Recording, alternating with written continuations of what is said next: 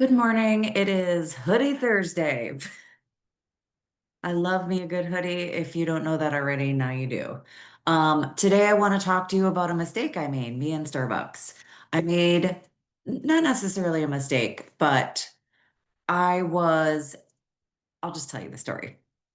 I spoke with the CFO last night. We had a great conversation. He's a friend. He knows personal stuff about me. I know personal stuff about him. Great human being. Love him. Blah, blah, blah. I've been wanting to get his business and just kind of assumed that I would get it based on our relationship. And, maybe it's because I'm a woman, definitely because I'm a woman, but I also know men that do this, that sell like this, where they just kind of let people come to you. You show your value, you keep the relationship going, you stay in front of them and let them make their decisions.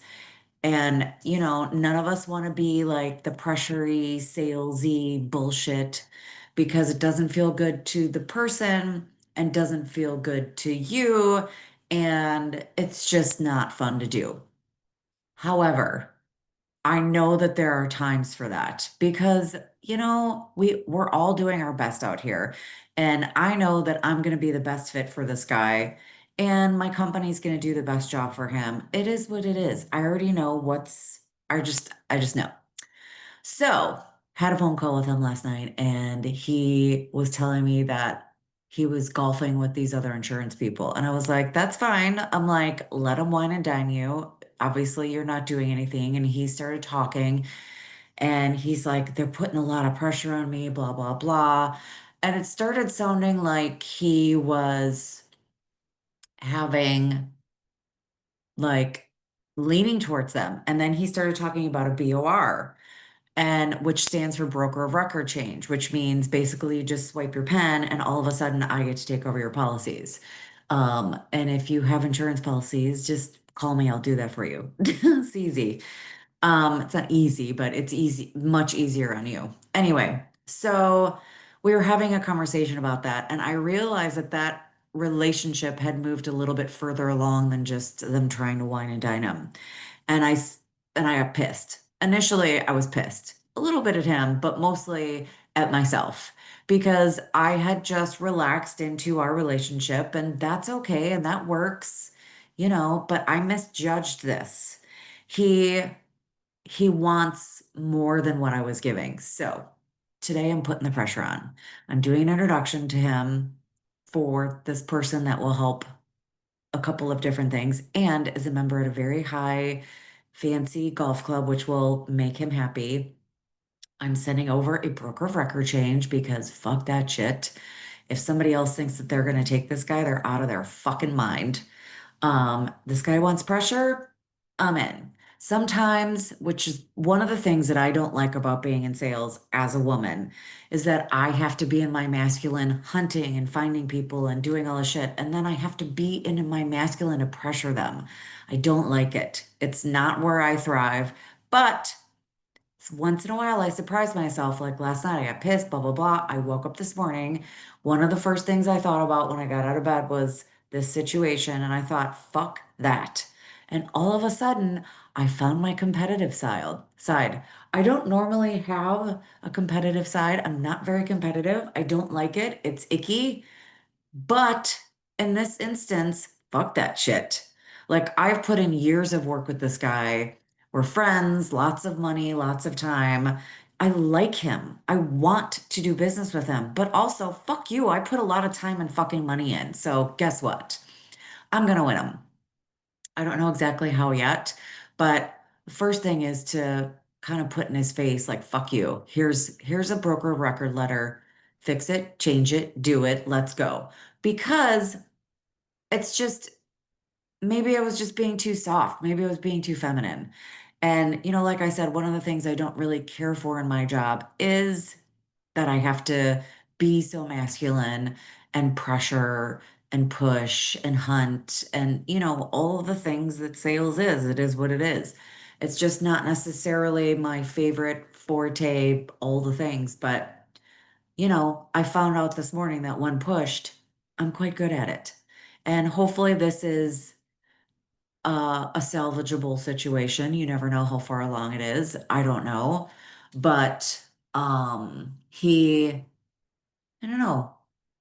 I think that I think that it'll be fine. And if he doesn't go with me, then he has a lesson to learn with, I'm pretty sure I know the company he's going to go with. They're just, he's going to have the same problems he was having.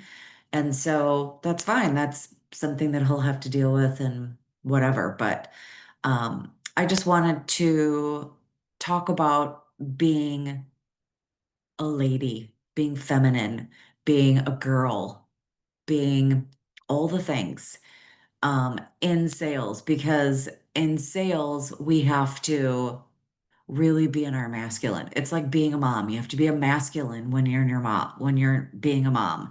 You're telling people what to do all the time. You're checking on everybody, making sure everybody's where they're supposed to be. It's like literally hurting people, just like sales. Sales is hurting your clients and hurting all of the moving parts of the sales process and all of the things that have to get done in order to get it to the close. And then once it gets to the close, then you have to manage it from there. Very masculine job. That's why probably it's so male dominated.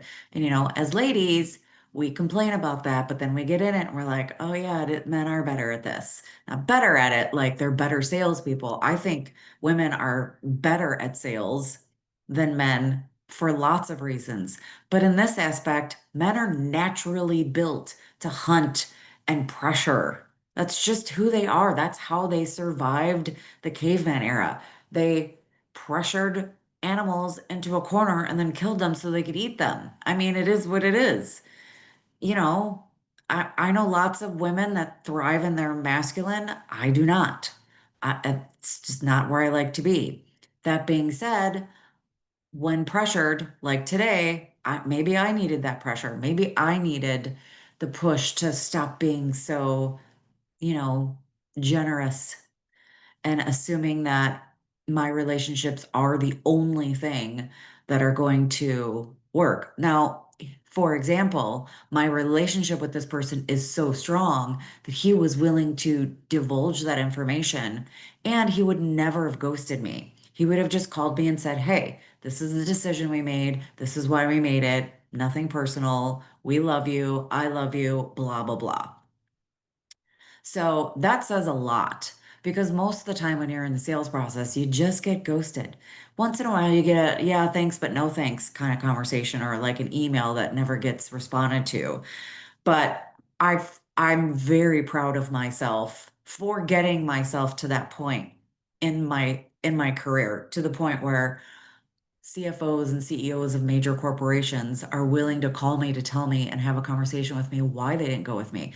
And you know what? There's a lot of different reasons why that might be the case. It might be someone else in the company. It might be a person that has a relationship with someone else at the insurance agency. It might be that they have a golf membership that this guy really, really wants to go golf at multiple times a year. I mean, a lot of things that maybe I just don't have control over, and that is okay. And that happens, and we lose clients all the time, and that happens. It's fine. I'm not gonna not stop, I'm not gonna stop speaking to this guy. He's a great guy. I am gonna give out to him and take him to task over it forever until I win him. However, let's hope that that doesn't come to that. But I just want to say, my relationship building skills are evident in this potential loss because of how it was handled. And that is massive. That means that this guy has major respect for me.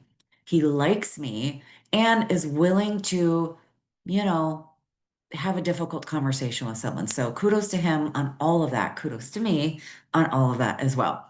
So I just wanted to come on and give you a story about how I didn't necessarily make a fuck up, but maybe I should have been a little bit more pressured, maybe a little bit more on top of it. We've been in communication, we've been talking. It's not like I've been ghosting him. Like we've been trying to get together, and a couple of different outside factors, not his fault, not my fault, kept us from getting together multiple different times over the last couple of months. That stuff happens. So this other person happened to get him on a time when he was able to get out. So, again, things out of both of our control. So I don't know. I will come back and let you know how this plays out. He's not my only potential client, so if I lose him, I lose him. But I just wanted to remind you that in the sales process, there are different ways to handle things and different points in the sales process to handle things. So I was handling him correctly the entire time. We're friends now. He has respect for me. He's willing to have a difficult conversation with me. He's still willing to potentially even go with me. I don't know where we're at here. However, the fact that he is being so courted by someone else to the point where he's considering them, I made a mistake. I'll figure out where I made it. I'll ask him blatantly what I did wrong and where it happened, and he'll tell me. Also, another positive of the relationship that I built, that he'll be honest with me about what went wrong or what I didn't do, or maybe there's nothing I did wrong. Maybe he just wanted to work with these people. Who knows? But I am going to find out the answer and I will adjust accordingly. So while you're in your sales process, one of the reasons why you are attracted to listening to someone like me is because you also are growth minded.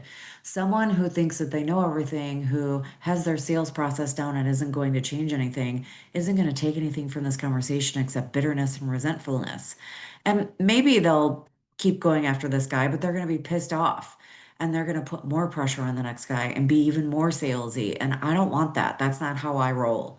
I do want to adjust how I approached it if there's something different I could be doing. Maybe not, maybe yes, I don't know. And again, everybody's different. This guy's going to handle things different than the next CFO. And a female CFO is going to handle things differently than another CFO or another female CFO. So you really do have to adjust everything as you go. That being said, I think I probably needed to stay a little bit more on top of it. So, great lesson learned.